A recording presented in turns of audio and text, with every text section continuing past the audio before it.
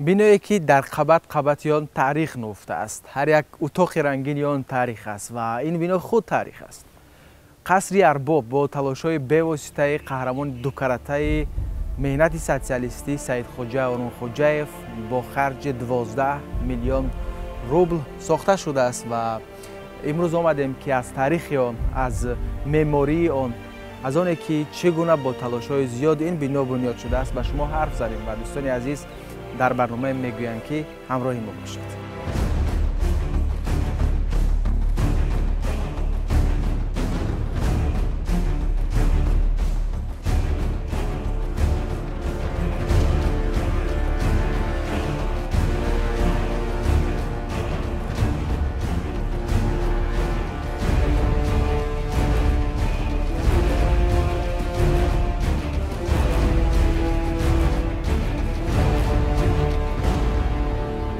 قصر ارباب با این زیبایی و بزرگی خود تاریخ خیلی رنگین و عجیب دارد.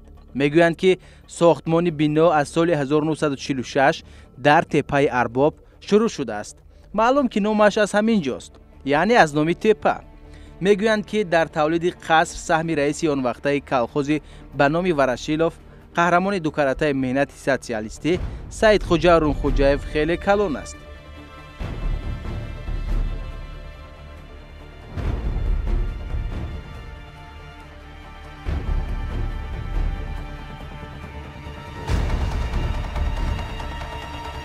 در بنیاد بنا و نقش و نگاری آن سهم مردم محلی و کلخوزچیان نیز چشمرس بوده است.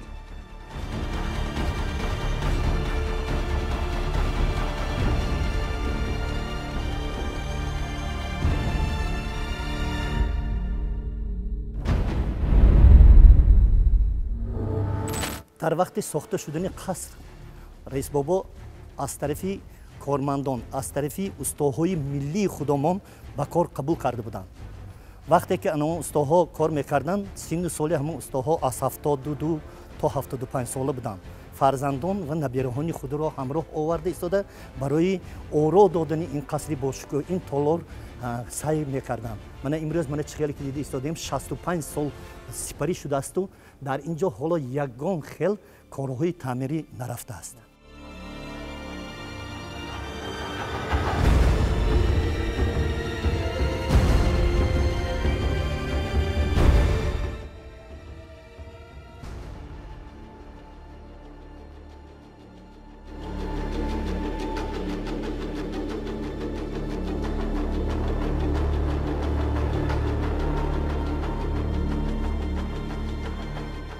میگویند که هنگام ساختمان بنا سید خوجا اورون خوجاєв یک گروه معماران را از لنینگراد دعوت میکند.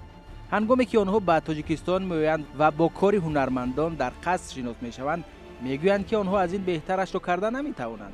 همین طور ساختمان بنا به یک هوس و حوصله مردم با سرعت کلان ادامه کرد و سال 1959 قصر ارباب به استفاده داده شد.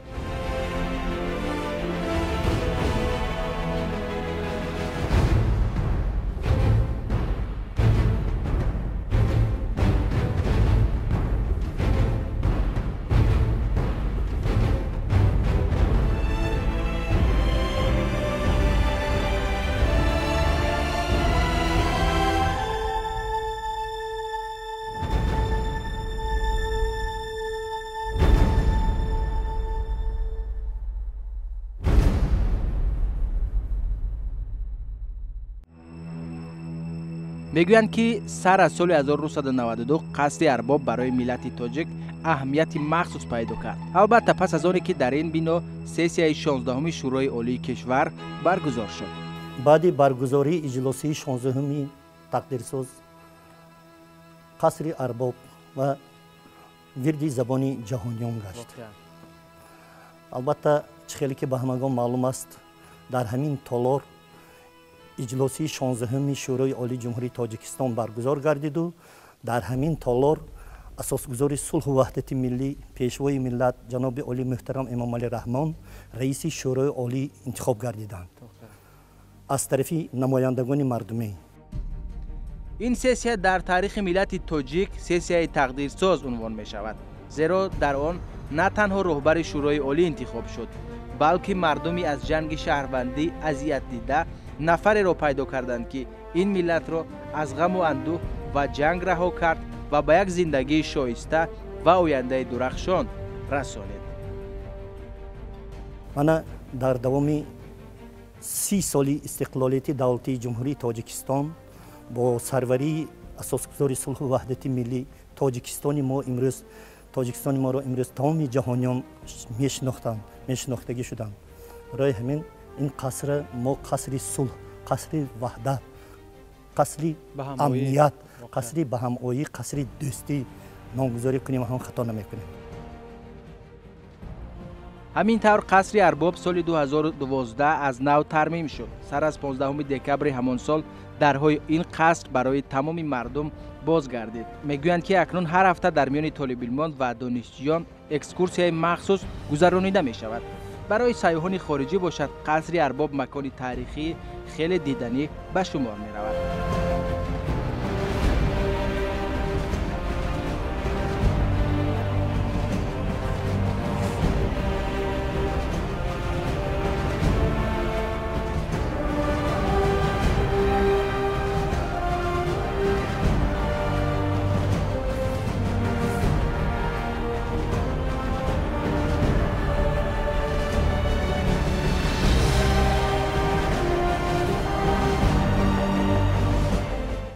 اینجا درآمدگاه است.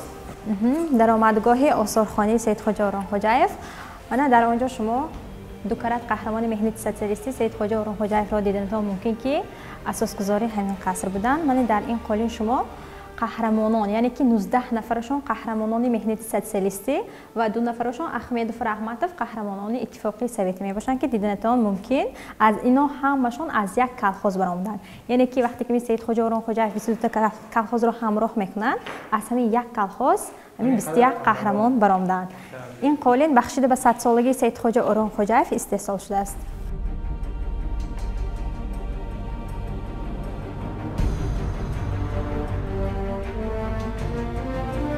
میگویند که نو وابسته به آنه که قصر در دوران استقلال مملکت از نو ترمیم شد، ولی تا هنوز هم هنر دستی هنرمندان آن از بین نرفته است.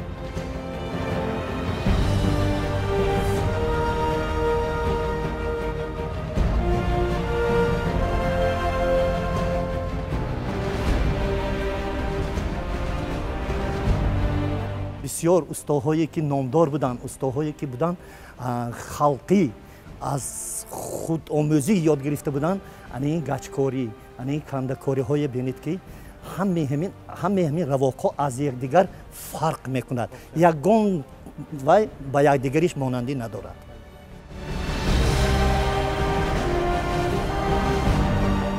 نه تنها نقش و نگار، حتی نمونه اتاقهای کاری و منزل زیستی هنرمندان قصر فعلا در آثارخانه قصر ارباب به نمایش گذاشته شده است.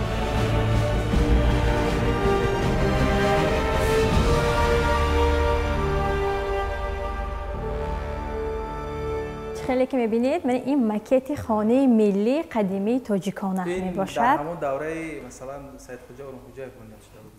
همخه اکن اینجا هم توش گیریم کابینت های کاری بود تا سال 1985 همچون کابینت کاری، بعد از سال 1985 همچون آثارخانه عمل کردن ایستاده است. خیلی خانه های ملی گیریم. اگر من پیشتر شما و معلوم که بابای بابا کلان ما همه خیلی خانه ها به زندگی کرده بودند. بغیر از نمونه خانه ها در تالار دیگری آثارخانه قصر، نمونه عکس‌ها از دوره تا انقلابی به معرض دید گذاشته شده است.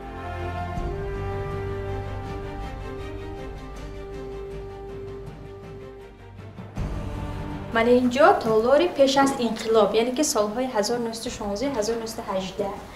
در اینجا شما شورش‌های گوناگونی که در همین دوره شده گذشته بود دیدنتان ممکن.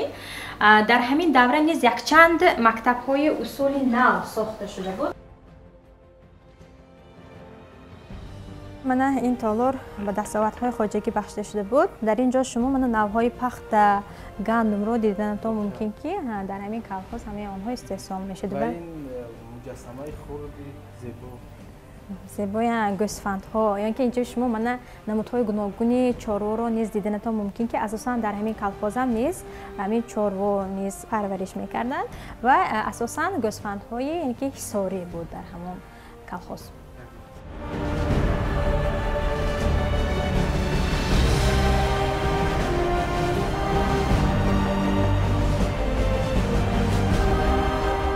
به همین ترتیب در طلوع‌های دیگری علاوه دوره شوروی، دوره صاحب استقلالی مملکت و معلومات‌ها عاید تاریخ ساختمان قصر ارباب جمع آورده شدند.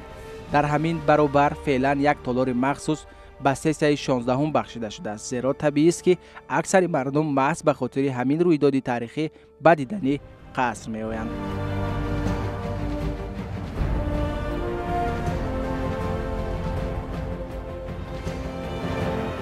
حالا ما با بخشیده به اجلاسی تقدیرسازی 16 شورای عالی آثارخانه به استفاده داده شده است. از رفتی اجلاسیه چی بحث و مناظره ها آن نمایندگان مردمی که در وقت اجلاسیه وای کرده بودند و این عکس ها همشه نشان داده شده است. این بلندگویی که امروز ما در اینجا میبینیم این در تالار برای نمایندگان مردمی گذاشته شده بود. آن سوال و جواب هایی که از منبر محترم جناب عالی پرسش میکردن با همین میکروفون برآمد ایستاده نمایندگان مردمی سوال و جواب با همین بلندگویی میکردن. من در اینجا من میبینیم امروز آن تکنیک هایی که در همون رفت اجلاسیه نوارهای برگزار شده اجلاسی 16 شورای عالی را نوار برداری کرده و تمام جمهور پخش میکردن.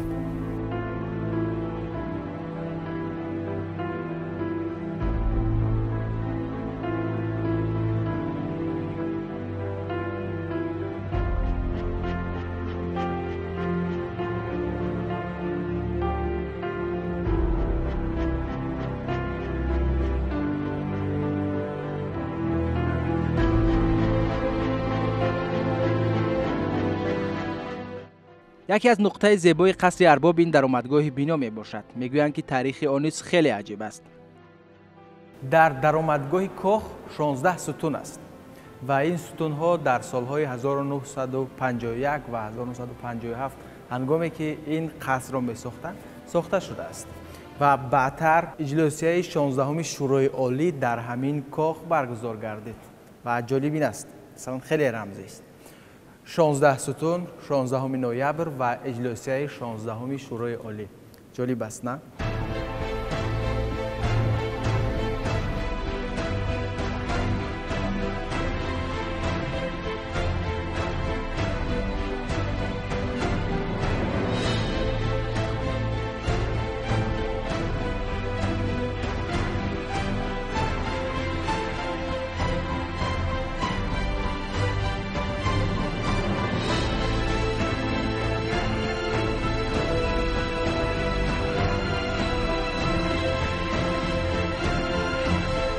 میگویند که در درون صاحب استقلالی نه تنها داخل بنا بلکه گرد و اطرافیان ترمیم و زیباتر شد. فعلا گلگشت‌های زیبا در گرد بنا به یکی از مکان‌های زیبا و استراحتی مردم تبدیل یافته است. قصر ارباب باشد با آرایشات هنری اصیل تاجیکی صد ساله‌های دیگر به نسل‌های آینده تاریخی گذشته و امروزه را بازگو خواهد کرد.